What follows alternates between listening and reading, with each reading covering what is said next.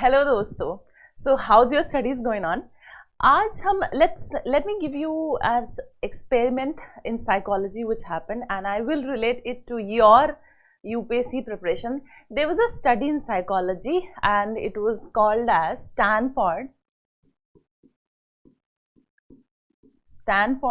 marshmallow experiment. In this experiment, the psychologists offered two choices to the kids. One was to have one marshmallow or two marshmallow. But the one who were given one and see, like, you know, the one marshmallow was offered, and that was immediate gratification. If the children were given one marshmallow, they could eat it instantly. And if they wanted two marshmallow, they had to wait for 15 minutes. What the psychologist did, he gave the one marshmallow to the kids and left the room for 15 minutes. And when he came back and he saw that some of the students ate the marshmallow and did not wait for the greater reward, that was two marshmallow. Later in life, it was found that the kids who had one marshmallow and they did not wait for 15 minutes to have a greater reward, that the two marshmallow, that is called as delayed gratification. The kids who did not show delayed gratification did not have better life outcomes, but the kids who waited for greater reward, that is two marshmallow, their life outcomes were better. So for you as well, for UPSC aspirants, the ones who can sacrifice the short-term pleasures, the short-term gratification for long-term gains with better patience, have the better outcomes in terms of success in UPSC. So whenever you feel like, let me not read, let me have some more sleep time, let me go for this movie, I'll read some other day, and there is impatience, there is stress and you're not able to deal, remember that delayed gratification, to wait for the greater things in life, is always going to pay you more than to go for short-term pleasure or short-term gratification. So with this little pep talk, let's move to our agenda of the day, that is discussion of the Hindu newspaper. Let's take the first article for today, and that is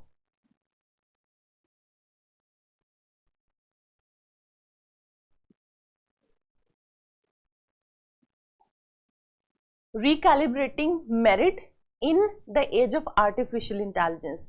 The news has been surrounding from multiple days that how artificial intelligence is going to impact economy, society, employment and every other dimensions which is present in the country or in any society. So here the writer is trying to connect the impact of artificial intelligence on a meritocratic society. So how artificial intelligence impacts economy, how artificial intelligence impacts society, that we are going to see in this article. Let's understand the article by reading the complete content in the news, because every second line you read in this article is very much important. Let me show you first some of the questions, so that while you're reading this article you can keep these questions in mind and deconstruct and try to understand the article accordingly. The first question, look at the first question. Advent of artificial intelligence alters not just economic structure but also societal structures. Comment. So you must be hearing continuously that what is the impact of artificial intelligence on employment. But the people will be losing their jobs in due to advent of artificial intelligence. But in this article there is another dimension which has been added, is that how artificial intelligence is going to impact society. See, earlier in earlier eras, in earlier societies, what was happening was that there was prevalence of caste system, and caste system was a deciding factor for people to have various opportunities in life. The caste system created the merit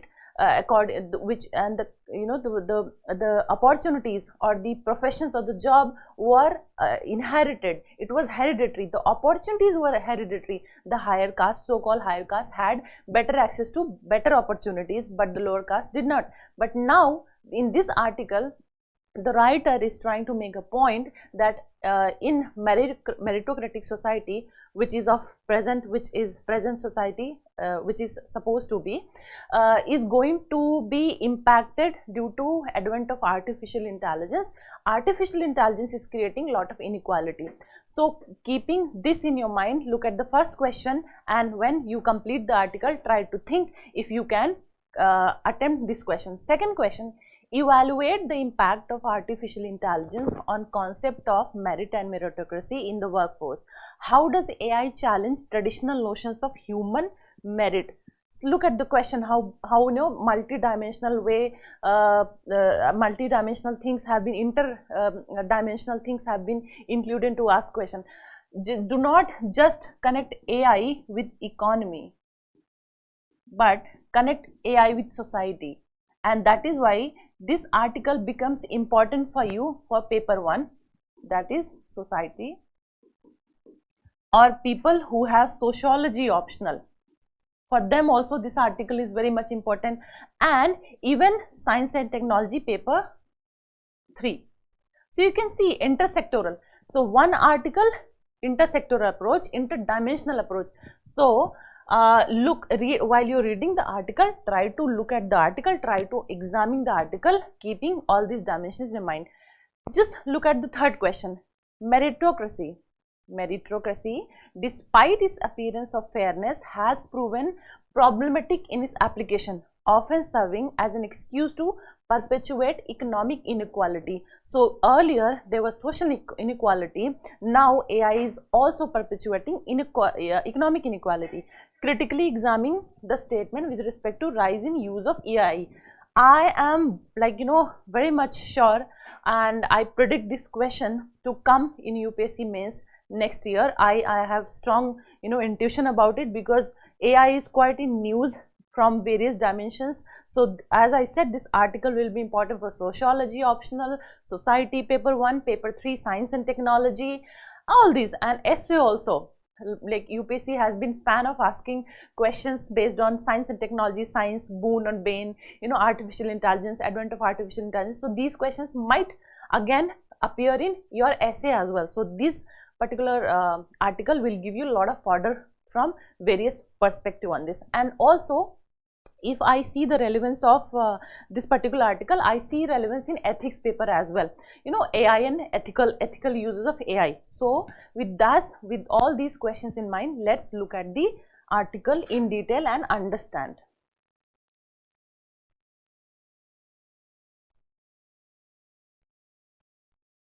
So yes, read the first line, which you have to highlight is meritocracy. So this question is about meritocracy. So if you have read the theory of Weber in sociology, the students who have sociology optional can relate with this article in much more impactful manner. So meritocracy is there. So opportunities, the jobs which are given based on merit. So that is meritocracy. We will see a formal definition of meritocracy as well. Next is there has been 6 to 7 point of view, which is saying that use of AI is going against the concept of meritocracy. So how? Let's see the first point of view. Young, a British sociologist, foresaw a dystopian meritocratic world in his satirical book The Rise of Meritocracy. In this, it says that it leads to rigid class system. AI, rather than bringing equality, it is creating a rigid class system. Second, which you need to understand is this. Let's read this point first. As a society where social class and mobility were determined solely by intelligence and effort, as measured through standardized testing educational achievement, it was a critique of the then emerging trend towards a merit-based system, which he feared would lead to a new form of social stratification. So students of sociology can relate with such such terms like social stratification, layers, creation of layers in the society from above to below or from below to above. And then Sanders' critique focuses on the divisive consequences, arguing that meritocracy fosters a sense of entitlement.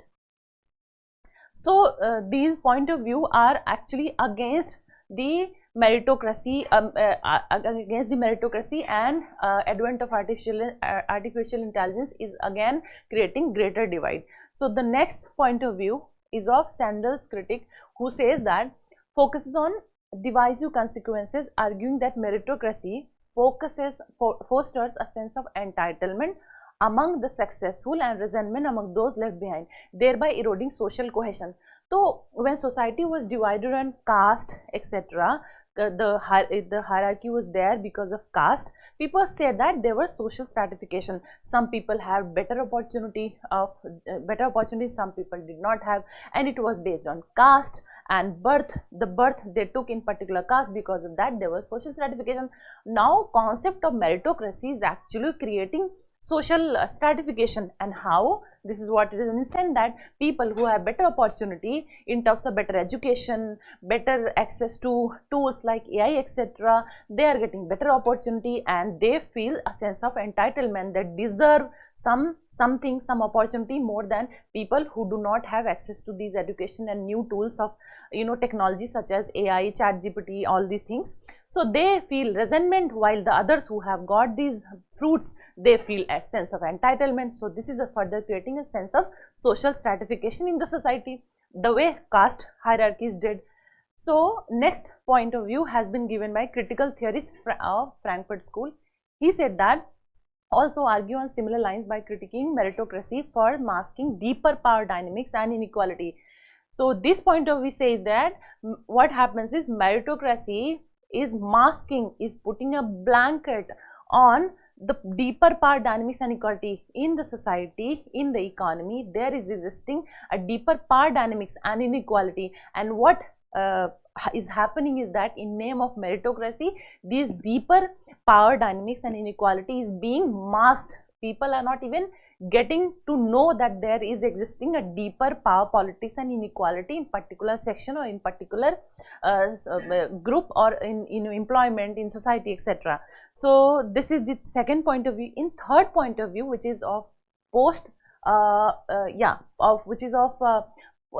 point of view is post-structuralist society. Post-structuralists, they challenge the notion of merit, questioning who defines merit and how it is measured. So post-structuralists are saying, questioning the presence of meritocracy, is saying that if the society, if the economy is based on merit, meritocracy, but question is that who defines merit? What is a particular merit needed for a particular job or for particular opportunity? So who is defining merit in meritocracy? Further it says that they argue that concepts of merit are socially constructed and reflect the biases and interests of those in power. So it says that first question is that who defines merit. Second question is that the concept of merit has been derived by the people who are in power, and it is actually full of biasness. Then further, the fifth point of view,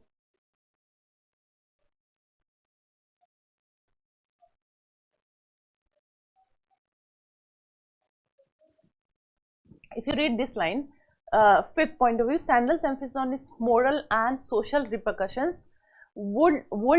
Wooldridge lays stress on the practical evolution of meritocracy and its potential for reform.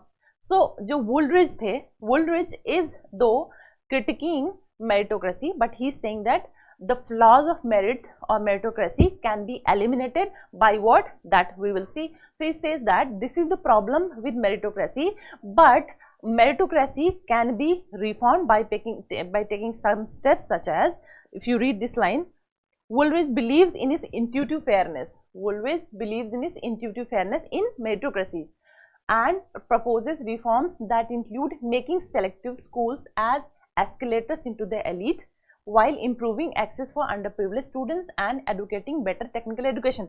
So in caste based society, there was social stratification. Why? Because the opportunities and job were based on the caste, and it was passed from one generation to another. But in meritocratic society, there is inequality in opportunity. Why? Because some has low access to education, better technologies, better tools such as AI, etc. So the system which is meritocracy, its flaws can be dealt by providing better education, by selecting some schools as an escalators, something which can facilitate better access to various opportunities. So schools are those escalators. So select the schools and teach the students of unprivileged society, unprivileged class and caste, so that they can reap the benefits of meritocratic society, which currently the countries are. So meritocratic society के जो भी flaws हैं, they can be dealt by taking such steps. Further, it says that AI, now it's talking about AI, how AI is a disruptive factor. So if you read this point, AI is now is saying that as we read in this article, we understood what is merit, what are the flaws of merit. Then in yet another view, we saw that how the flaws of meritocratic society can be dealt with. But now the next point which the author is making is that AI, the advent of AI, is actually furthering the limitations or the disadvantages of a meritocratic society. How? Let's see. It says that introducing artificial intelligence into this equation completely complicates the idea of reforming meritocracy. AI with its rapidly evolving capabilities will be reshaping merit and idea of meritocracy in 6 ways. So, जैसे the problems, the flaws which we are trying to deal in a meritocratic society, it says that the advent of AI is going to disrupt this solution, these steps. How? In 6 ways. Let's see. So the first point, it says that by its very nature, AI questions the basis of human merit by introducing a non-human entity capable of performing tasks, making decisions, and even creating at levels that can surpass human ability. Humans have certain ability, and introduction of AI can surpass those abilities. The first point is this. Second point, the advent of AI challenged the traditional notion of individual merit by prioritizing access to technology. So not every individual is capable enough to have equal access of the technology which is required to be efficient at certain tasks. So that is also another problem. Third, AI system trained on historical data can perpetuate, even exacerbate biases present in that data. So it says that the use of AI when the data is fed by historical, some periods in history, if the particular data is taken and fed into the system of AI, that can itself, then AI will itself perpetuate the inequalities which was present in that particular society, and it will bring today also. That is what it is saying, that it can perpetuate and even exacerbate biases present in that data, leading to discriminatory outcomes in areas such as hiring, law enforcement, and lending. These biases can disadvantage groups which are already marginalized. So people who are marginalized in earlier societies, if the data from that particular society is fed into the system of AI, then AI itself becomes the platform, the tool which will further increase the marginalization or the inequality in the society. The fourth point it is making, the article is making about a recent paper published. This is very important article, you can connect with economy as well, AI and economy. It says that AI tool can predict pancreatic cancer. It is giving an example, this is example.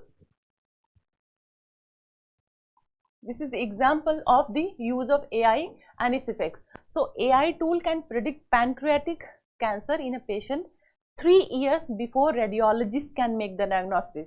So a radiologist who can make or diagnose the pancreatic cancer, AI can diagnose the cancer 3 years in advance.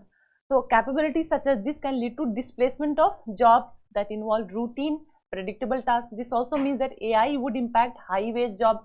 So some people are saying that AI will replace the low paying job or the low skilled job. No, AI will also replace high wage jobs as well, such as doctors who can predict, who can diagnose the pancreatic cancer. Regardless of these, AI would push workforce towards either high skills, high wage jobs involving complex problem solving and creativity, low skill or low skill, low wage jobs requiring physical presence and personal interaction, which AI cannot replicate it. So it's saying that if it is AI, so what AI will do is AI will push the workforce. So when AI is adopted, how AI will push? AI will push to workforce. Workforce will be pushed towards high skill, high wage jobs involving complex problem solving, creativity. or low skill, low jobs requiring physical presence and personal interaction, which AI cannot replicate it. These are the two poles where the AI will be pushing the people who are entering the workforce. This polarization will exacerbate socioeconomic disparities, as individuals without access to high level education and training are pushed towards lower wage roles. So it says that AI will put the workforce on the two poles. The people who have low access to good education or better technologies will be pushed toward low skill, low wage jobs. So it will further exacerbate the polarization in the economy and the society. The fifth point which the article is making is about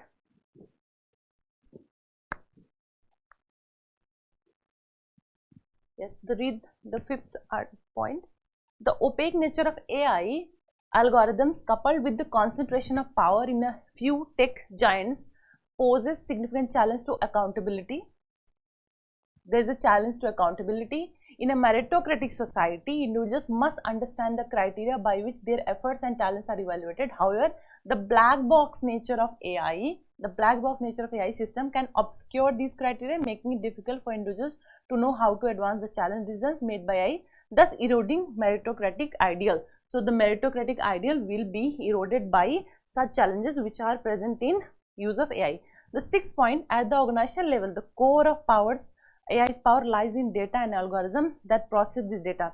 Tech giants. So the sixth point which is making is that some tech giants has better access to data, and those tech giants, by feeding the AI with such data, will have better outcomes vis-a-vis to the technology based owners or industry who have low access to such data, will not be able to feed their AI system with better data, and they'll be at the losing side. So this has been made in this point has been made in the sixth. So after this, as we saw some questions, let's go back again to the question and look at the question. Now I hope you can solve these questions. Let's go to the third question and try to understand how you can attempt this question. If I say meritocracy, despite its appearance of fairness, has proven problematic in its application, often serving as an excuse to perpetuate economic inequality. Critically examine the statement with respect to rising use of AI. So how do you proceed ahead with this? First, you define what is meritocracy. Here it has been defined. Let's read. As meritocracy is a system where efforts and individual ability are rewarded, has often been hailed as the ideal method for determining an individual's economic and social status. This system argues that anyone can climb, the meritocracy system argues that anyone can climb the socio-economic ladder if they demonstrate merit and effort. So socio-economic ladder is no more based on the caste and the entitlements, because of which entitlements due to which a person the person which he or she gets entitlement by being born in particular caste is no more the factor operating here, but the factor which is operating here is merit and effort. However, this paradigm, despite its apparent appeal, has largely served as a discourse to justify its existing economic inequality. So now next point, meritocracy has been criticized by saying that there is an existing economic inequality, raising question about its viability and fairness in the age of artificial intelligence. So now you have introduced the point of artificial intelligence, how artificial intelligence exacerbates the present economic inequality. In next paragraph, you give some examples, such as in earlier times, divine grace was often invoked as the reason for individuals' position in society. So there were, in earlier societies, what was the concept is that there was a divine force which was the who chose the people who will climb the ladder in economy. So earlier it was the divine discourse of the divine grace that this person rose up in the ladder because he had a divine grace, but now was often invoked as the reason for individuals' position society. This view held that the upper classes were blessed by God and therefore had the right to rule over these less fortunate. But this was true about the earlier society. Now what is the condition?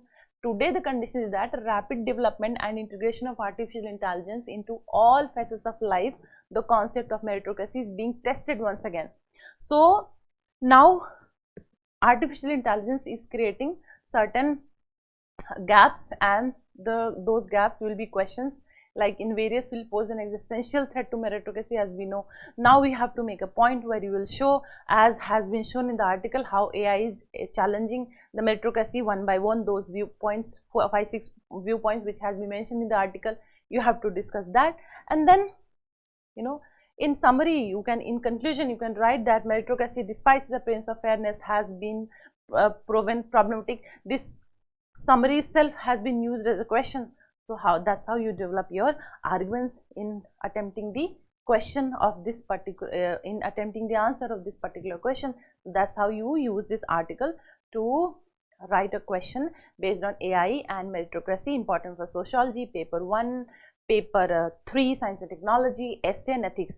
Now let's move to, I hope this is very much clear. Now let's move to second article. Just read this article. There is nothing much to read, to be read about it. Just read the gist. 3 reports from IPCC 6 assessment. So IPCC is about to release 7th assessment, that is called as AR7, were published in 2021-2022. AR6 was released in 2021-2022. These documents examine the consequences, adaptations and vulnerability as well as the mitigation aspects of climate change. So these जो documents हैं जो IPCC release करता है through its assessment cycle, what does it focuses on? Just read again. It focuses on consequences, adaptations and vulnerability as well as the mitigation aspects of climate change. Next line, the 6th assessment report warned that the time to limit the rise of world's average surface temperature to 1.5 degrees Celsius from the pre-industrial era as agreed in the Paris Agreement is running out, and that we are close to breaching adaptation limit. So you just go through this article without having much time to invest. One PT pointer, the third article which you need to refer is why OpenAI's new video generator Sora is making a splash. This is important for prelims. A question can be like Sora recently in news. 2-3 lines can be given the meaning of Sora or what is Sora, it can ask. So just look at this, what Sora is all about. The first paragraph, first line, it says that the video creation of AI model called Sora is trained on videos and images of various durations, resolutions and aspect ratio. So it's a text to a video generator tool. So various durations, resolution, aspect ratio to generate crisp, clear and photorealistic output. So this creates a crisp, clear and photorealistic videos, that is output.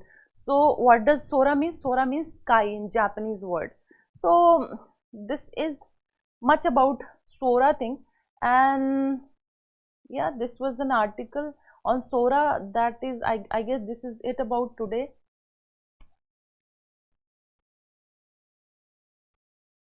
Yes, so this is it about today. We read 3 articles. One was largely on AI, which we dealt in detail with various interdimensional perspective, and the second article which we referred was IPCC AR6 report, and AR7 report is in discussion again. And then third was Sora. What was Sora? It was text to video generated AI tool. This is all about today's discussion. Do remember the marshmallow experiment, and do not go for short-term pleasures and short-term gratification. Go for delayed gratification, because delayed gratification every day you have to apply. When you want to sleep, you for 1 more hour, do not go into all those traps which your mind wants for short-term pleasures and short-term gains, because long-term gain is more beautiful, more satisfying and more gratifying for your life to come. All the best and Tathastu.